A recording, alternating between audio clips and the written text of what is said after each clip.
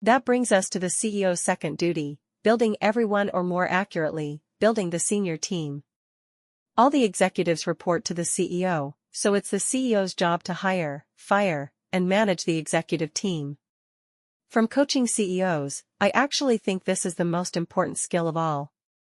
Because when a CEO hires an excellent senior team, that team can keep the company running. When a CEO hires a poor senior team, the CEO is up spending all of their time trying to do with the team, and not nearly enough time trying to do with other elements of their job. The senior team can and often does develop the strategy for the company, but ultimately it's always the CEO who has the final go-no-go decision on strategy.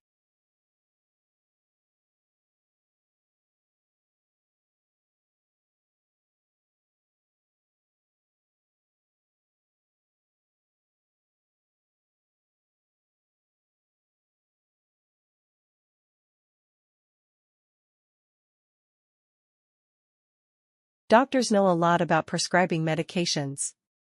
Take 2 brisk walks and call me in the morning. But for many patients, a light get-moving plan might be just what the doctor should have ordered. Many of us aren't exactly in peak physical condition.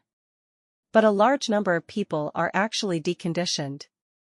So says the Mayo Clinic's Michael Joyner in an essay in the Journal of Physiology. After surgery, illness, pregnancy, or extended inactivity for any reason, people might feel faint or fatigued when they try even mild exercise. These signs, Joyner argues, should be recognized by doctors not as symptoms that should be treated with drugs, but rather as a medical state of deconditioning that might be better helped with a gentle, guided exercise program.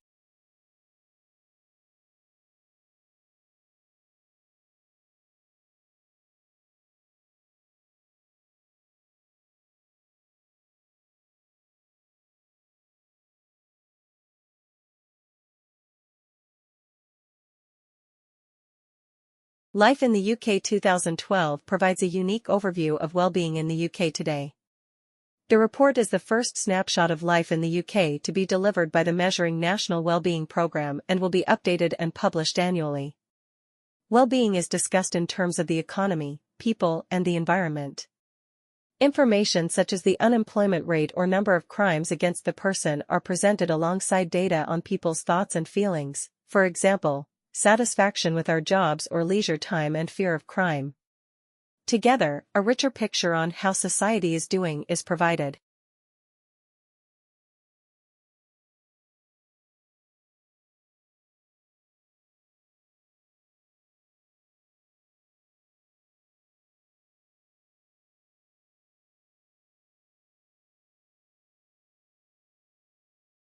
You might picture Neanderthals as cavemen gnawing on bones around a campfire.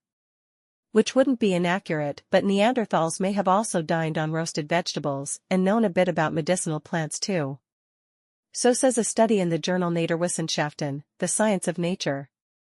Researchers analyzed hardened dental plaque from 5 Neanderthals found in El Sidrón cave, in northern Spain.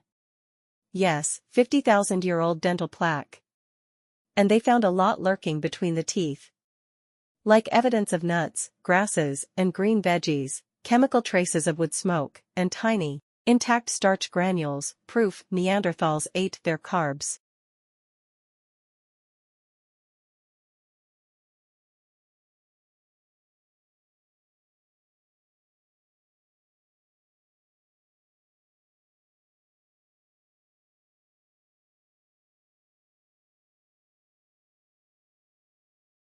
For 4 centuries, the Viking declined. The people of the Shetland Islands off the north coast of Scotland continued to sell their goods through the North European Hanseatic League.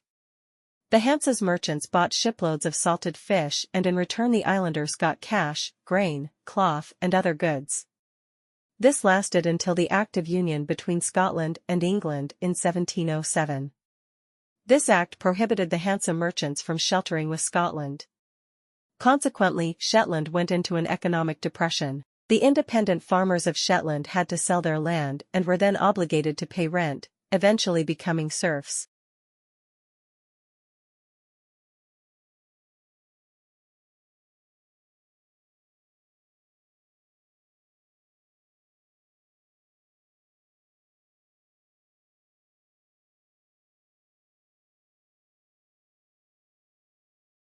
Perhaps you remember the dire predictions from the analysts. The fall-off in housing threatened to drag down the entire economy. High energy prices put the kibosh on consumer spending. Runaway inflation was poised to take off. David Weiss is an economist at Standard & Poor's. He says in the end, none of those things happened in the final 3 months of last year.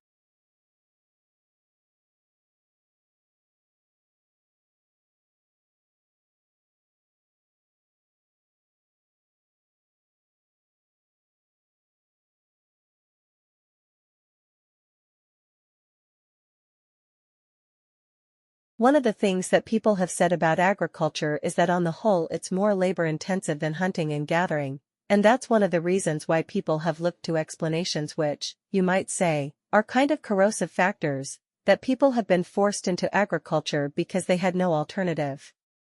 That is ultimately what may happen. But at the very beginning it could be that agriculture was developed because people wanted special status foods for feasting, that it was actually a social need.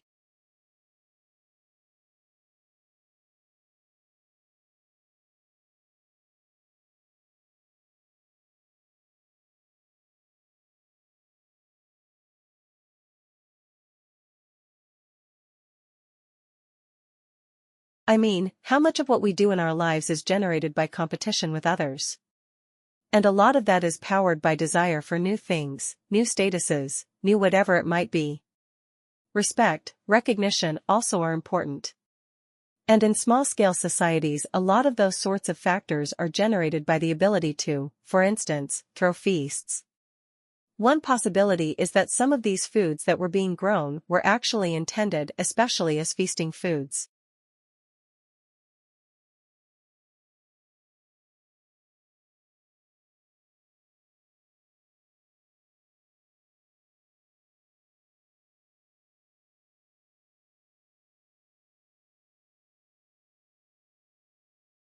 Why do we need more entrepreneurs right now? The entrepreneurs who create and run our businesses, who play by the rules, are in fact critical to our success as a nation. We need them especially today. Business, not government, will end this recession. Government must help by creating fair rules, sound monetary policy, and by protecting our fellow citizens in periods when they are jobless. We have to make way for the new entrepreneurial firms that will push us to frontiers of innovation.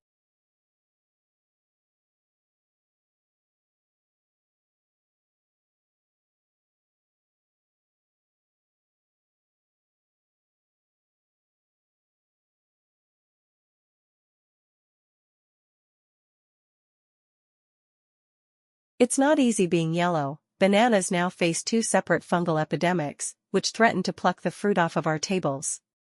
Fortunately, researchers have now sequenced banana DNA, producing the genome of a banana variety that may hold the secret to defeating the diseases.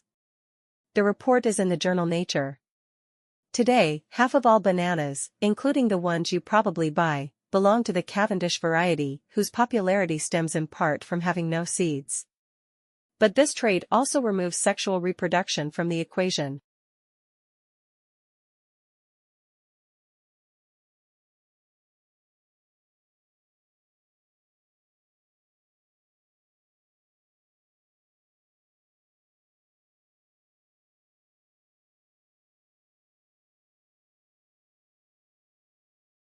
The bananas are thus all genetically identical, and identically vulnerable to the 2 fungal epidemics, Panama disease and black leaf streak disease.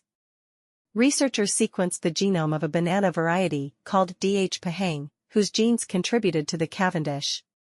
While the genome shows where this fruit fits in the history of plant evolution, it could also help researchers understand why DH pahang, unlike its descendant, is resistant to the funguses behind both Panama and black leaf streak disease. Knowing the genes responsible for this resistance could help breeders create stronger, more resistant bananas, which has a lot of appeal.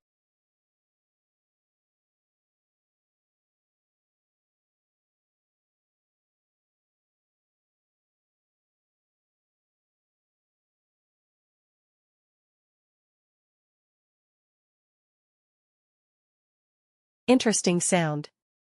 I would have guessed a Wild West performer was practicing with a bullwhip while also vacuuming. But no. That sound is apparently produced by the aurora borealis, the northern lights. Since 2000, researchers at Finland's Aalto University have been collecting audio, as part of what's called the Auroral Acoustics Project. Folk tales have long held that the lights also produce odd sounds, but the claims were hard to prove. And some researchers thought that any noises produced by the energetic particles that cause the light show would be far too high in the sky to be heard on the ground. But the latest results indicate that at least some sounds are produced very close to the ground.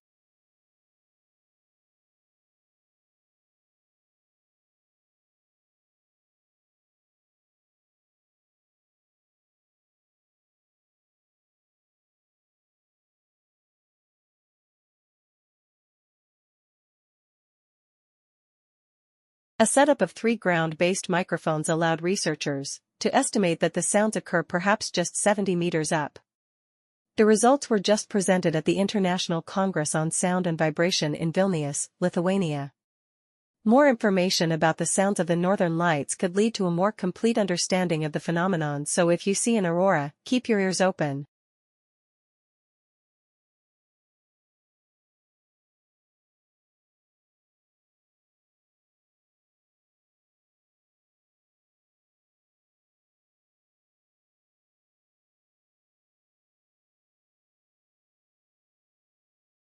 Just like corporations, stars, too, can engage in mergers and acquisitions. A new study has identified a pair of white dwarf stars heading toward a merger.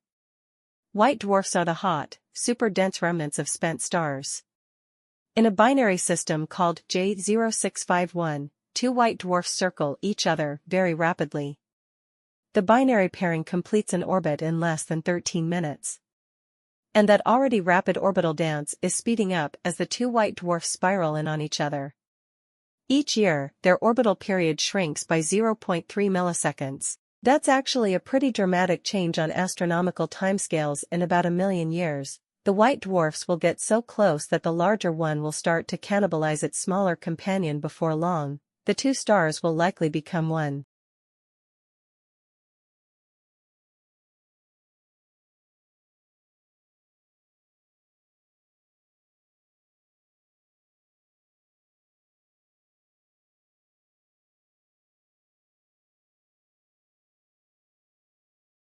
The study appears in the Astrophysical Journal Letters. The tightly wound white dwarf binary should also be radiating gravitational waves, ripples in the fabric of space and time. But today's gravitational wave detectors are not sensitive enough to detect them. That's okay, astronomers have another million years before things get really interesting to build an instrument that's up to the task.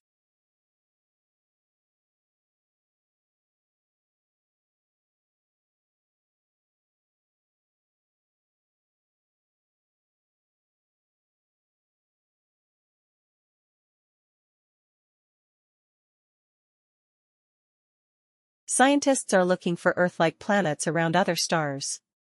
But one way to limit the search can be to figure out where an Earth-like planet cannot exist and eliminate those types of systems. In a new study, astronomers turned their attention to so-called hot Jupiters.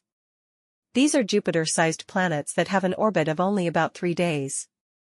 The scientists looked at 63 hot Jupiters to see if they could find evidence for any nearby Earth-like planets.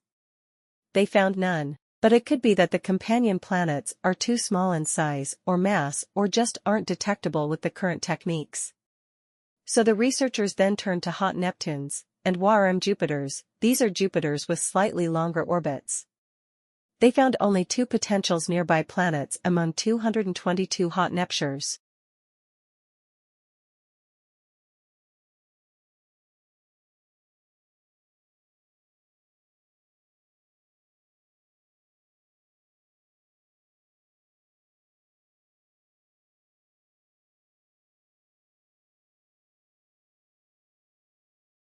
Tens of millions of sharks are killed for their fins each year. It's not just a tragic abuse of the animals. It's bad business. They're basically swimming dollar signs, whether you're trying to kill them for their meat or their fins or you're interested in looking at them for ecotourism. That's Austin Gallagher, a doctoral student at the University of Miami. I spoke with him on February 26. We did some calculations, and the results were remarkable. We determined that the average shark was worth about $200,000 over the course of its life. And when you compare it to finning that animal, a one-time extractive use, seeing it for diving is worth about 40% more.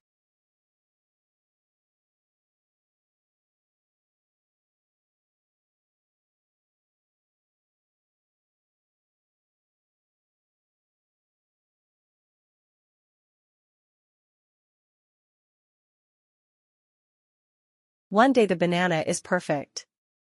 Bright yellow, firm, flavorful. But even within that same day brown spots appear on your perfectly ripe banana, its flesh turns mushy, and it's destined for the compost or at best, banana bread. But scientists are developing a way to extend the life of ripe bananas. It's a spray-on coating made from chitosan, a substance found in crab and shrimp shells. The new gel can be sprayed on bananas to slow the ripening process by up to 12 days. Like other fruits, bananas remain alive after being picked, and it actually continues to respire. This means that they take in oxygen and release carbon dioxide. The more the banana breathes, the faster it ripens and then rots.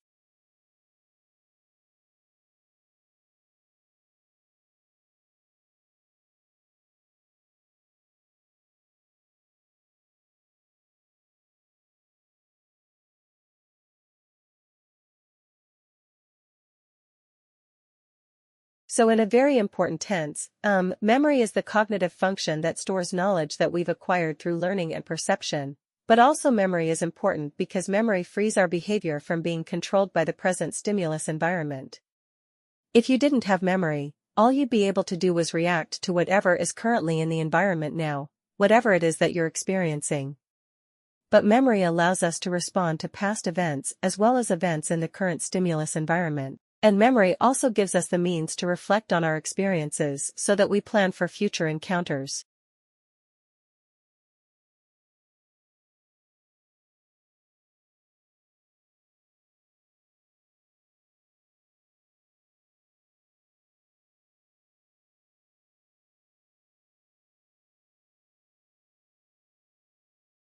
My hero is Marie Curie. She was a Polish physicist and chemist working in France, and she did conduct pioneering research on radioactivity. She was also the first woman who won a Nobel Prize. Marie Curie is my hero because she showed a lot of determination in following her career path and her passions. She also showed a lot of patience in working for years to receive results from her experiments. And Marie Curie, she designed and built the first mobile X-ray machines. She worked on the front lines of the First World War along with her daughter saving soldiers.